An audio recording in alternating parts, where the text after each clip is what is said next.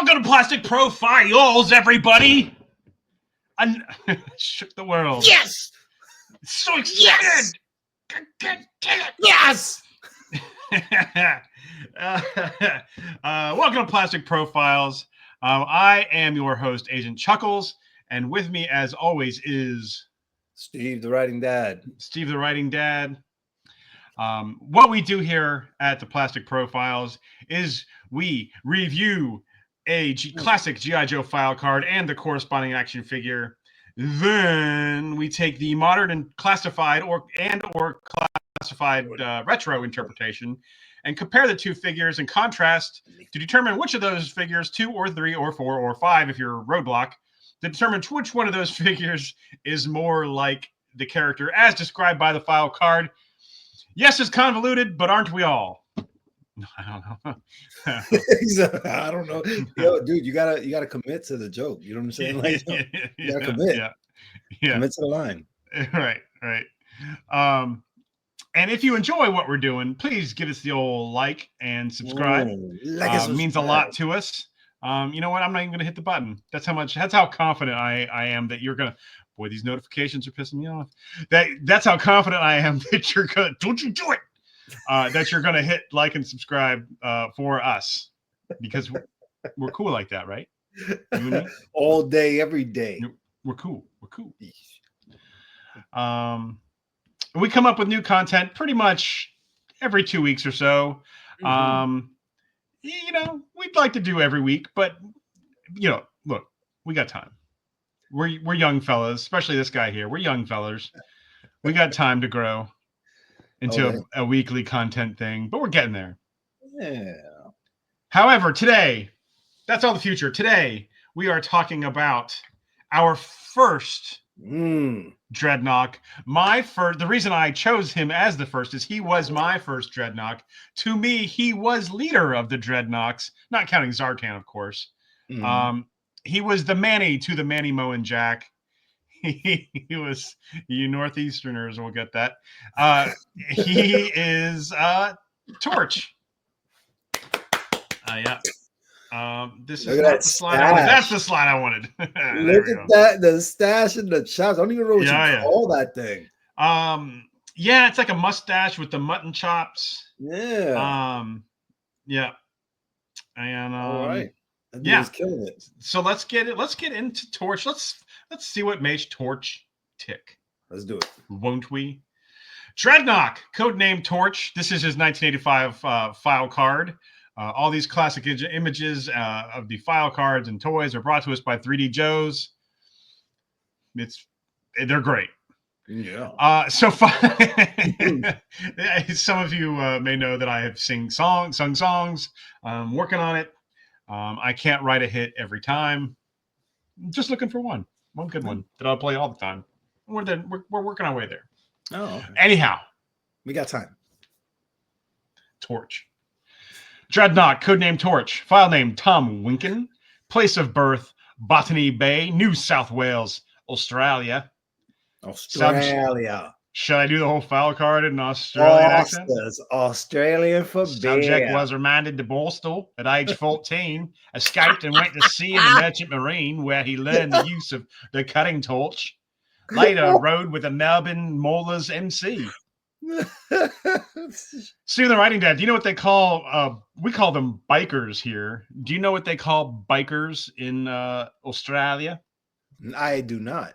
Bikies. Enlighten me, please. Bikies. It's cute.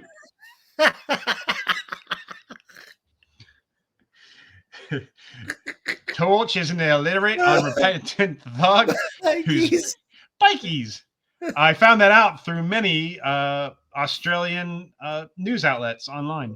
Oh God, that's hilarious. Yeah. I was hitting the streets. I was reading the papers of the locals, trying to find more information about Mr. Winkin here. You said the bikies. That's hilarious. Torch is an illiterate, unrepentant thug whose penchant for sudden and unexpected violence is matched only by the utter depth of his stupidity. See, I don't think that sentence ever clicked with me. It was just like, he's cool. He's the leader. Right. It's just, he's super, super dumb. Specialty and MO. works with oxyacetylene torch as a general cutter, mostly on remodeling stolen cars and occasional safe crackings. Scavenges the swamps for fun and profit. So here, then we have at the bottom the asterisks. The Borstal is the Reform School. MC, of course, stands for Motorcycle Club. MO is modus operandi. So there we go. We get a nice little picture of who Torch is and what he's all about. Yeah, that's and a dangerous guy. He is, and I would like to say, oxyacetylene torch. Put that in your little nugget for the noggin there, and we'll revisit that later. All right. Okay, first clue of the day. She got me running for shelter. She got me running for shelter. Okay. All right. And you don't have to guess now. No, I wasn't planning to. Yeah, I didn't think so. All right. I'm done with your games. I'm kidding. I enjoy them very much. You'll keep playing these games. All right. The first three dreadnoughts, Torch, Ripper, and Buzzer, have the surnames Winkin, Blinkin, and Nod. These names are taken from Winkin, Blinkin, and Nod, a poem for children written by American writer and poet Eugene Field and published on March 9th, 1889. The original title was Dutch Lullaby. Give the old Dutch lullaby, if you know what I mean. The poem is a fantasy bedtime story about three children sailing and fishing among the stars from a boat, which is a wooden shoe. The name suggests a sleepy child's blinking eyes and nodding head. All right. The spelling of the name. Watch me do interpretive dance. The spelling of the names and the wooden shoe suggest Dutch language and names as hinted in the original title. So there you go. There's one to grow on for you. Man, what is the coinky dink of like them finding like this particular poem, and you know that it sat with them so well that years later when they're creating toys, excuse me, when they're creating right toys, hey, you know what I'm gonna name these guys? Of my favorite poem, like you know what I'm saying? Yeah. I find that amazing, interesting. Just like I think it could be Mr. Larry Hama. Maybe this was a poem that he had read in a book, or read his children, or that his parents read him, or somebody in the creative process there. Someone had to know this. He didn't just go, what are three cool names that go together? There's this old Dutch thing from 1889. We'll just throw that, a random fact. Yeah, I mean, it wasn't like, this little boy floated in a shoe and then he stole cars and drank, grape soda and ate chocolate donuts. Translate over? Yeah.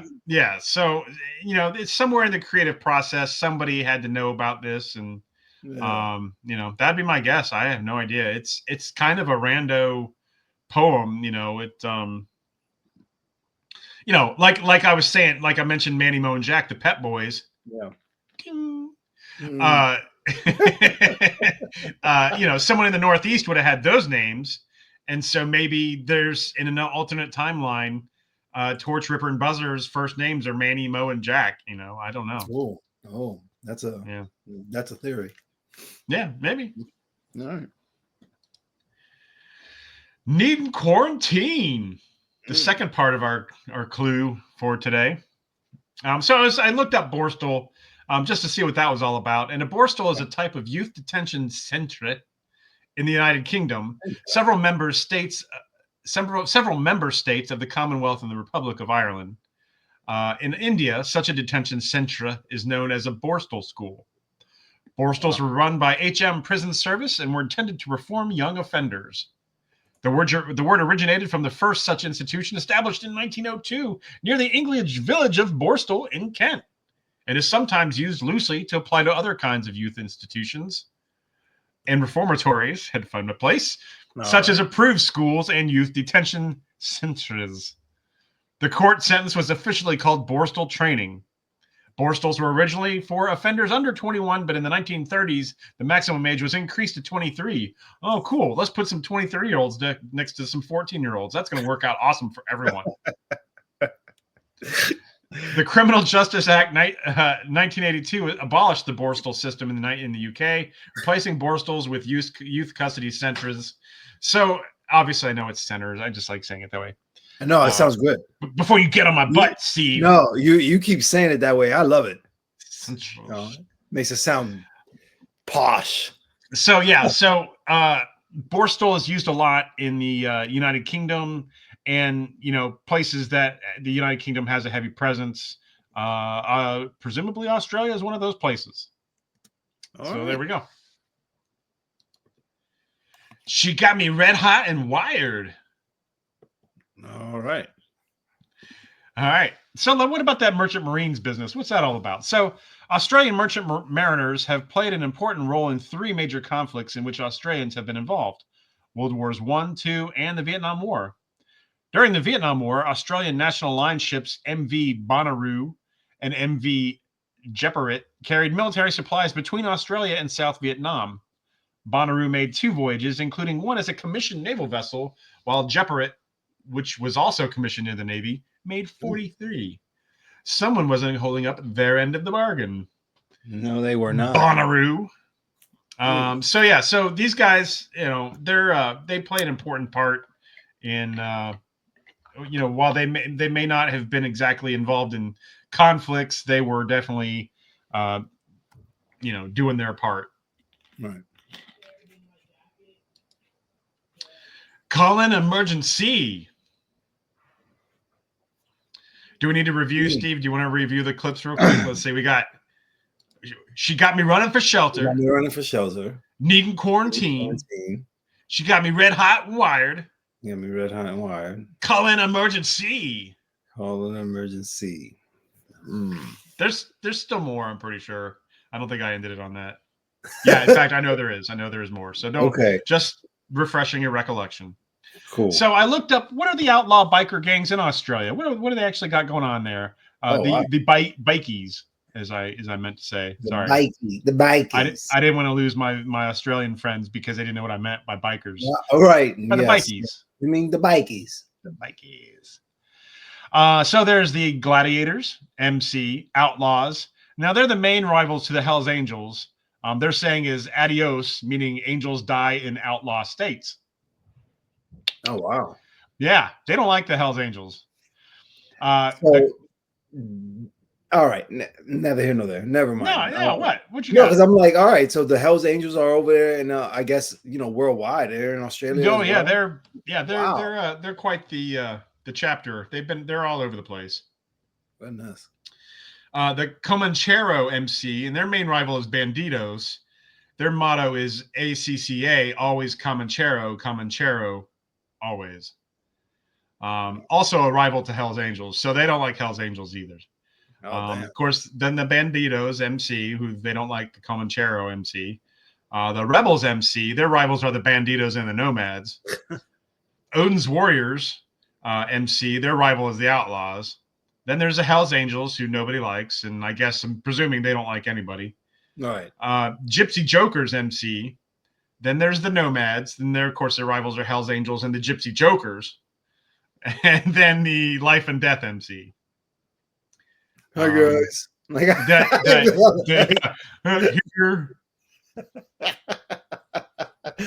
I'm only joking. Their members are either living or dead. No. You guys. Yeah.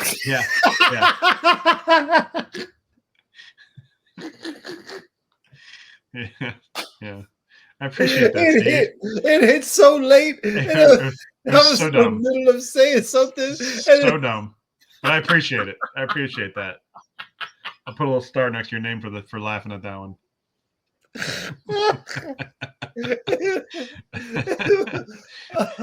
They don't go halfway. They're either all there or not there at all. Oh, it was one of those jokes that is terrible, but it was good, terrible. Like, you know what I'm saying? Yeah. You timed it just right. All right. Okay, so she bring on the flames, and it's burning and burning. Oh, she's bringing on the flames, and it's burning and burning. Okay. So I draw attention to this picture here.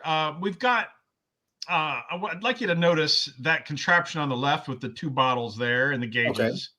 And then if you'll notice the contraption in his hand too, that is an oxyacetylene, and what he's doing is welding there. But I imagine the setup would be pretty similar if he were actually trying to cut. Okay. Just, I don't know why I bring that up. Just All something right. to look at. Nice. Thank you for that. I needed to know. Ding. My body is aching, turning and turning. And the picture I have here is an actual oxyacetylene cutting torch. Again, no reason I bring that up. Maybe later it'll pay off. Oh. Listen, you're good. You're good. You're good. Yeah. So this is the 1985 torch packaging. It's got the classic art there. A lot of people say he resembles rocker Lemmy Kilmister from oh my god, Motorhead. Yes, thank you. Motorhead. I don't know how I forgot that. It was like there, and it was like from the band. It's called. I was gonna say Muppet Head. I'm like, that's not right. Right? No, of course. Ace of Spades! Ace of Spades! You're on the Muppet Show! Yay! And we see above his weapon pack or his backpack there on the card, Dreadnought's the enemy. So, you know, they're a separate faction, of course, in GI Joe, and we all know that. But I think this is one of the first times that they do that in the line where there's an actual. Well, maybe Destro. I think Destro might get a different because he's not technically Cobra. Yeah. Yeah. So yeah, it's fun. So here's the 85 torch breakdown. He's got he's got a cutting torch. Huh.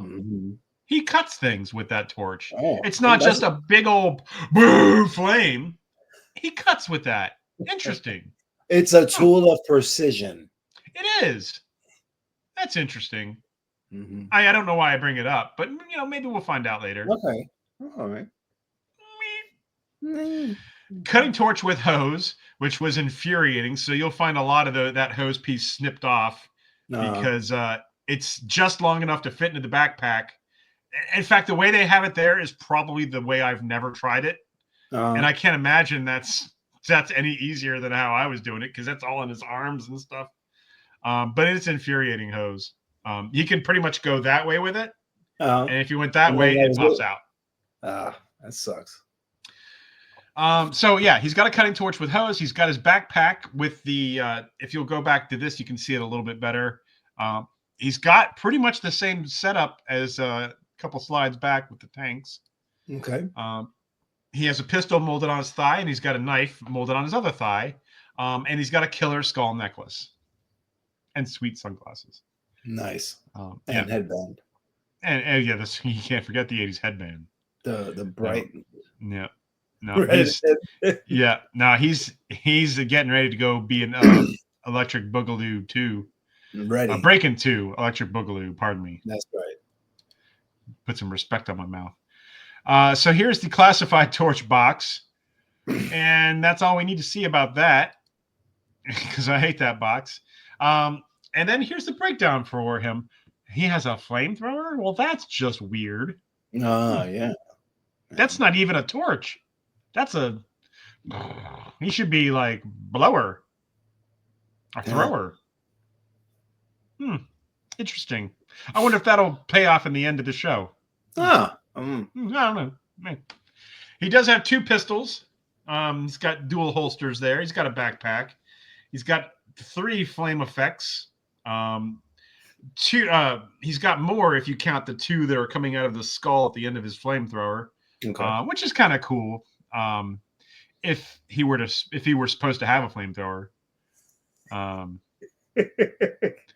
And you see his backpack there. It's a little different than what the original one came with. But you know what? This isn't the retro figure. But I would be curious to see what a retro figure would come with because it shouldn't be this. He does have a hose, which is equally frustrating. if you try to move your arm while holding your thing, but it's okay. It does its job. It's, you know, I've been conditioned for 40 years for those hoses to never work the way I want them to. So, and then he's got his backpack. So it's funny. So he's illiterate, right?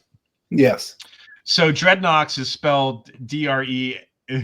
How is it? D-R-E-A-D-N-O-K is Dreadnok.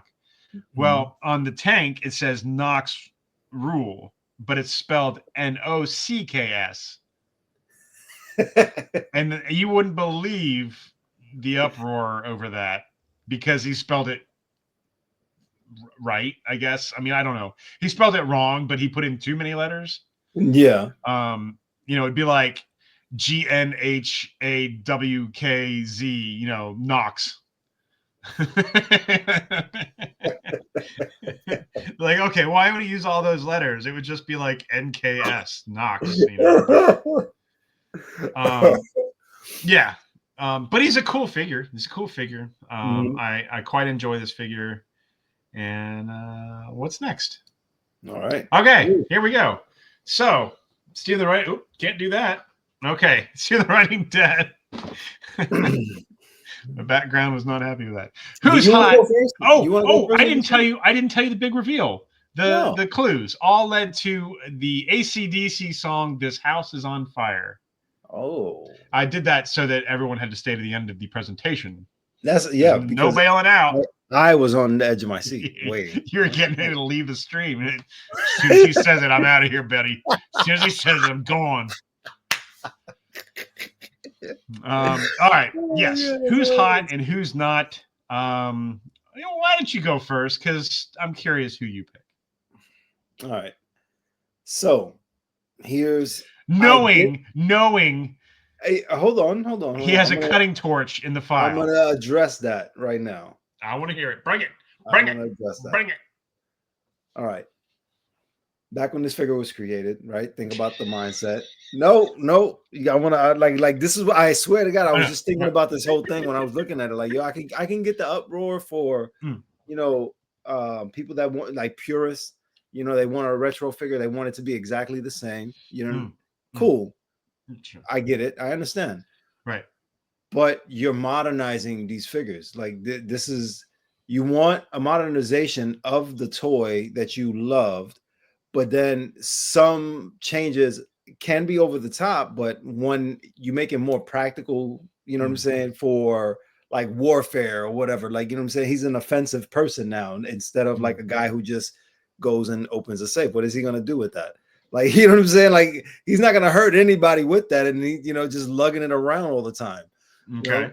So this is where in my mind, I'm thinking, okay, updated version. Yeah. He might have one lying around waiting for the job, but if he's going to attack, it's going to be with the flamethrower. You know, that just makes more sense to me. Okay. So I'm going with the classified. That's why I'm going with, other than it looks cool. That's how you're justifying it this time? That's how I'm justifying it. And I stand on that one. I stand on that. Okay. But I want to hear, because I know you're passionate about like certain things like really get you. And I could tell that this flamethrower versus acetylene torch was one of them. I am worried about a detail such as he's got the wrong thing. I don't know about that. In fact, yes, that is absolutely true. So how I always saw the Dreadnoks, and I think it came from the very first time I saw a commercial for them. I can't remember if it was for the comics, if it was for the actual toys or not, but it was one of the ones where they do the animated, animated little bits. So it must have been a comic because I don't think they could do cartoons for the toys at the time. Thanks, He-Man. There's some sort of little like Cobras. They need. Oh, hey, look, they've got this. GI Joe's got something going on there. We need someone to get in there and tear the place apart. No. Send in this bunch of illiterate bikers, and they're gonna go cut everything up, tear up the place. Like destruction, damage. They're wreckers, basically. Do you borrow a Transformers term? that's what they're supposed to do. They get in there, they tear things apart, they cut things, they chainsaw things, they tear it apart with the jaws of life. Yeah.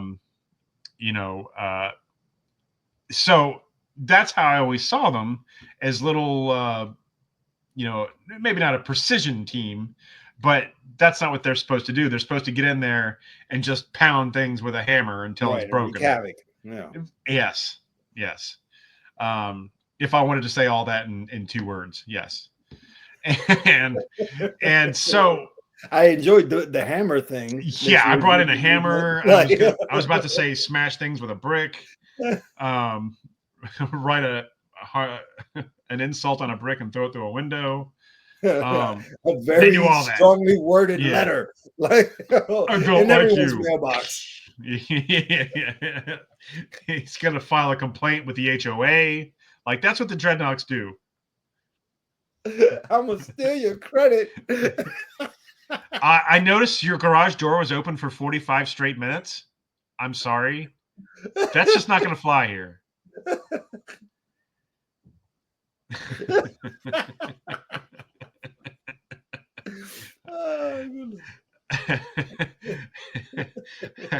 I measured your grass, and it's like at least 3/4 of an inch too tall. I measured your grass. We have a problem with that, and see here with the HOA, I'm abandoning that. Anyways, that's what they do. They cause a ruckus, and that's how I always saw them. Mm-hmm. Sort of something where Cobra didn't want an actual presence to be known as far as exactly being Cobra. Mm-hmm. They didn't need tanks with flags. They just wanted to send in some guys to go in there and bust some heads and tear up some place. And that's what they do. Nah. So I say all that to say this. Can a Torch do that? Ultimately, yeah. But like, I just like the idea of Torch, cutting a fence, or cutting a hole in a wall, or busting a safe, or, any of those things. And your flamethrower is not going to be as practical on those sort of missions. No. Can you still cause chaos with a flamethrower? Sure. I guess.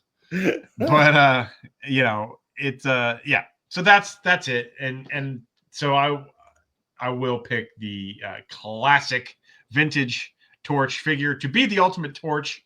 Probably until they do a retro, which I'm almost certain they're going to make a retro figure of it, because I mean, why wouldn't they? How else are they going to do it? They're not going to make Python Patrol Torch yet. So maybe throw them in with a motorcycle or something. I don't know. So anyways, that's who I picked.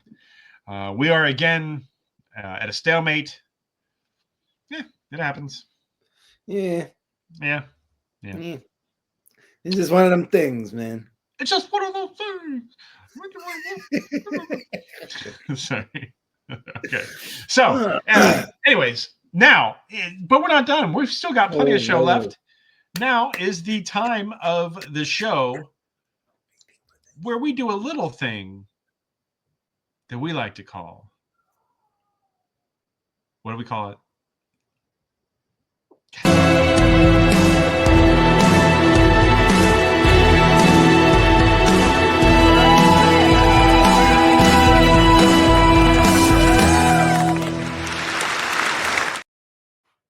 Casting call, where we cast a GI Joe or Cobra character to be in our fan movie, based upon the criteria is based upon where they are from. So Torch is from Australia.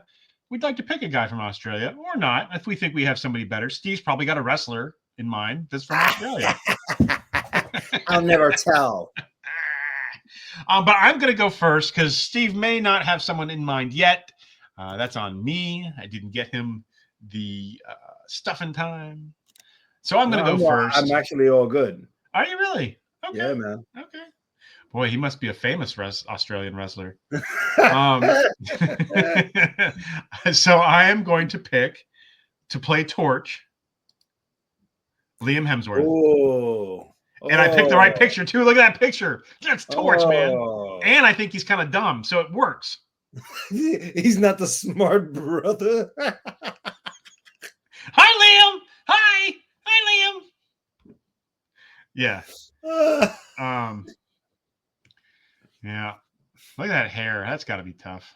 Just having all that hair. Just that's he's the new Witcher now. Yeah. Anyways, so I tried watching those shows, man. I can't watch it. It's funny that you picked him because I was like this close to picking Chris Hemsworth. Okay. But there's a blonde Dreadnought, probably. Yeah, but Yeah, still. That's the reason. Yeah, but I didn't pick him, so it's a moot point now. Right. But yeah, I think look at that picture with the shades, and then just shave right here. Yeah, the shade ones. Yeah, yep. You found the right. You found the good one. How long did it take for you to find that? Well, it's funny you brought that up. So I thought, oh, who's the dumbest Australian I know? I was like, oh, hi. That's all in humor. I don't know him. I don't think he's dumb. Really? Probably. And he's every bit as talented as a lot of actors. There.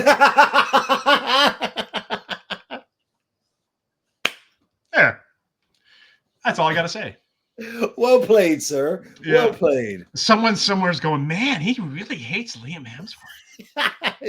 Why the Liam Hemsworth slam out of nowhere? Oh, man. All right, so who do you got?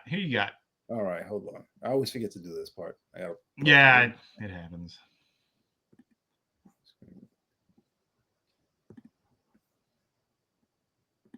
There he goes.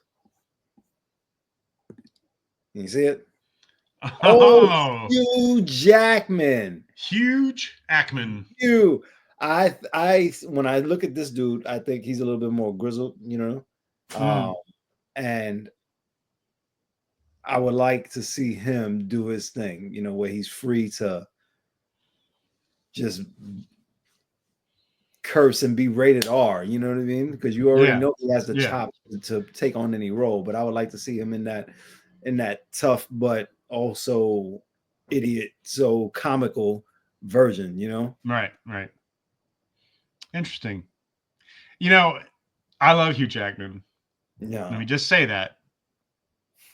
But it's so funny that he can go from being a big old nerd to then Wolverine, right? Because look at that first picture there. I'm like, man, what's he got that I don't have? Besides awesome hair. Yeah. And a lot of money. And a lot of other stuff. But he's apparently an inch taller. But I'm like, okay, I could probably fight him. Whatever, dude. But then the Wolverine, and he's like, and he's spitting out a bullet. I'm like, nope, no good. I'm trying to think. There was one movie he was in. He did it. It was a cameo. It was like a quick cameo, but I can't remember. So they met him as Hugh Jackman, right? But they were like, oh, this was when like Wolverine was at its peak, you know what I'm saying? Before Logan was started or whatever. Yeah. And they run into trouble or whatever. It's like some people were trying to beat them up, right? And Hugh Jackman was there, so they were going to try to beat up Hugh Jackman too. So Hugh Jackman, being Hugh Jackman, was like, he channeled Wolverine. Like he said, ah. Oh yeah, was that The Greatest Showman? No, and they all stopped and looked at him. You know what I'm saying? Because he was really trying to channel. He was like Wolverine, and he looked down at his hands, and no claws came out. He was like, "Oh shoot!" Wasn't he like beat up or shot like right away or something? Yeah, I do remember that. I wonder what that was. What movie that was, man? Hey, if any of you guys remember, please feel free to leave that in the comments. Yes. And yeah, I remember that. And they're like, "What's he doing? Are you trying to be Wolverine?" Yes. It had to have been like a Seth MacFarlane movie or something, right? That's perfect. Something along those lines. That's what I swear. It's like that, man. Interesting. I mean, we are looking at his page. We could just scroll. I was just thinking the same thing. I'm like, I'm already here. Why don't I Yeah. just scroll? But Yeah. whatever. Hey, take me on a tour of the internet. Hey, who's he dating right now? Oh, real talk. I forgot that you can see the screen. Yeah. We can all see the screen. Oh, goodness. That's hilarious. Hugh Michael Jackman, Australia. I'm gonna have to take this off. I remember that though. I do remember something about that. That's yeah. I can't for the good. life of me remember the movie or who was in it, other than that one scene. Like that one scene really stuck with me because that was funny. Yeah. It's too bad we'll never know. Too bad we don't have like something to search on. We have no way to know. No way of knowing. Well, it's a shame. Well, that about does it for us today, I think. And I hope you've enjoyed it. If you did, again, please be sure to like and subscribe. Like and subscribe. Like and subscribe. It's just, I'll owe you one. How about that? He'll owe you one. Yeah. And both Steven the Writing Dad and I have our social medias. We have begun our foray into Blue Sky. So look for us there on Blue Sky. I don't think there's many people on Blue Sky yet because it's all a bunch of cool stuff. Like there's not even commercials or nothing. Get ready with me or any of that stuff. Anyways, I got distracted. I was thinking about what's going on in Blue Sky right now. So I like to take toy photography pictures, and I'm on Facebook and Instagram, and I don't know if you know it, but I'm on YouTube as well. That was good. Steven the Writing Dad also has stuff going on. Tim, tell them about your stuff. I like to talk about, just all the different ways being a dad can drive you insane and still fulfill you, and be the best thing in your life. So come to thewritingdad.com. There you get all the social medias, and I do dabble in short fiction writing, so you can get a taste of what's coming out soon. Yeah. And you can, he'll tell you stories about why he makes his kid call him the Writing Dad. Yeah, all day. Kids, they love it. I am the Writing Dad. I make them do it. I am the master of all electronics in this house. You make your kids call you Steven the Writing Dad. You don't call me. You don't call me Poppy. Writing Dad. You don't call me Poppy. You call me Steven the Writing Dad. And you say it with feeling, with reverence. You better mean it. I better hear the awe in your voice. Yeah.